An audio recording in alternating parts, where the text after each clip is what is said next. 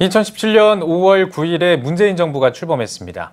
벌써 2년이라는 시간이 흘렀는데요. 현 정부가 진행해온 정책들을 기독교계는 어떻게 바라보고 있을지 알아봤습니다. 보도에 박세현 기자입니다.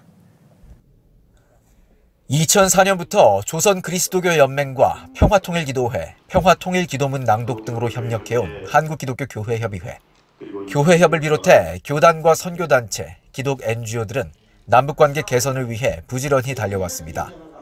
문재인 정부의 가장 주목할 만한 행보는 남북관계 개선에 대한 부분이었습니다.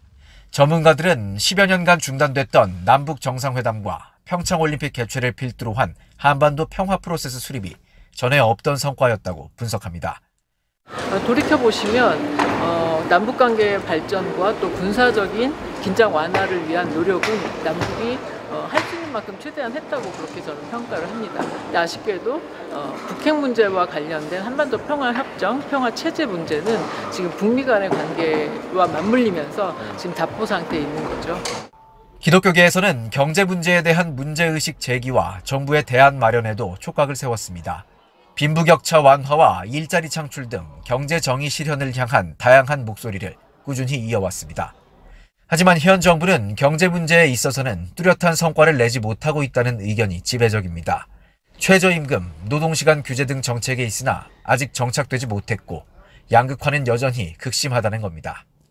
오히려 자영업과 또 동시에 저소득 어려운 여러 가지 영세 상인들 입장에서는 오히려 지금 파산되고 있고 양극화가 심각한 그런 입장이기 때문에 조금 더 그 경제정책, 고용정책에 대해서 속도 조절할 필요가 있지 않겠느냐.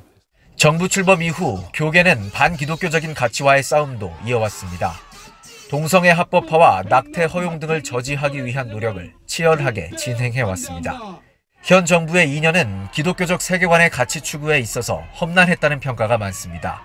전문가들은 문 정부가 반기독교적인 가치관을 가진 인사들을 요직에 배치했다고 주장합니다. 낙태죄 폐지, 인권조례 제정을 통한 동성애 옹호 등도 이로부터 파급됐다는 겁니다. 이번 정부에 들어와서 가장 큰 문제가 뭐냐 하면은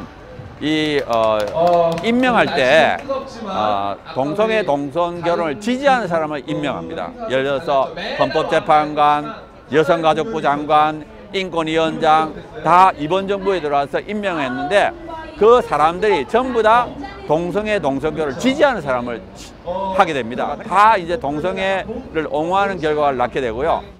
기독교 교육 현장도 문 정부의 임기 동안 고민이 깊어졌다는 입장입니다. 공교육 강화를 내걸고 사립 교육 현장을 위축시키려는 정책으로 인해 기독교 사학이 절벽에 내몰렸다는 것. 최근에 유치원 사태를 비롯해 자사고 폐지 시도 등은 건립 이념을 지킬 수 없게 만드는 정책으로 기독교 교육의 쇠퇴로 이어지고 있다는 겁니다.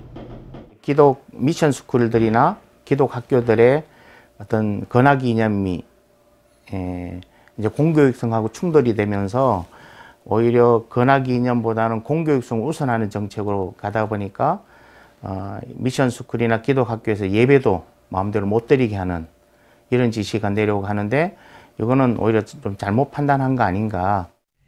문재인 정부 출범 2년, 기독교적 가치들의 훼손에 대한 우려와 개선 요청이 이어지고 있습니다. CTS 뉴스 박세현입니다.